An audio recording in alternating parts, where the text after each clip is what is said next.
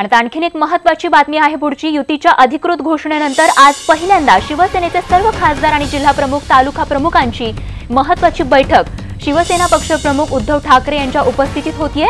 शिवसेना भवनात होणाऱ्या या बैठकीत शिवसेना नेतेही सहभागी होणार आहेत। तर लोकसभा निवडणुका येत्या काही दिवसातच घोषित होणार आहेत आणि त्यापूर्वीची ही महत्त्वाची बैठक या ठिकाणी होत आहे। युतीचे उमेदवार म्हणून लढताना निवडणूक रणनीती ठरवली जाणार आहे। तर एकूणच युतीच्या अधिकृत घोषणेनंतर ही शिवसेनेची महत्त्वाची बैठक या ठिकाणी होत असल्याचं बघायला मिळतंय।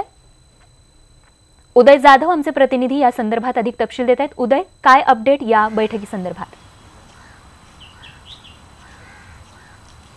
स्वाती, आज दुपारी बैठक होणार आहे शिवसेना भवनमध्ये। अतिशय महत्त्वाची असणार आहे कारण युतीची अधिकृत घोषणा झालेली आहे। त्यानंतर आता युतीचे उमेदवार म्हणून शिवसेना आपल्या पदाधिकाऱ्यांना काय आदेश देते याकडे सर्वांचं लक्ष लागलेलं आहे। महाराष्ट्रातल्या 48 लोकसभा मतदारसंघ आहेत, त्यापैकी युतीच्या जागा वाटपामध्ये शिवसेनेच्या वाट्याला 23 लोकसभा मतदारसंघ आलेले आहेत। तर या 23 लोकसभा मतदारसंघामध्ये शिवसेनेचे उमेदवार कोण कोण असणार आहेत? साधारणतः जे विद्यमान खासदार आहेत त्यांनाच पुन्हा एकदा संधी देण्यात येणार आहे। 23वा कोण असणार आहे याबद्दल उत्सुकता आहे। त्याचंही उत्तर काही ठिकाणी देण्यात आलेलं आहे की पालघर लोकसभा मतदारसंघ जो शिवसेनेला देण्यात आला तिथे श्रीनिवास वनगा हे शिवसेनेचे अधिकृत उमेदवार, संभाव्य उमेदवार असण्याची शक्यता आहे आणि त्याची आज कदाचित घोषणा देखील होऊ शकते। आणि आणखीन एक महत्त्वाची गोष्ट म्हणजे जालना लोकसभा मतदारसंघ आणि ईशान्य मुंबई लोकसभा मतदारसंघ या दोन मतदारसंघातले जे विद्यमान भाजपचे आमदार आहेत, रावसाहेब दानवे जालन्यामध्ये आहेत तर ईशान्य मुंबईमध्ये किरीट सोमय्या आहेत। या दोन्ही खासदारांच्या विरोधात स्थानिक शिवसैनिकांमध्ये प्रचंड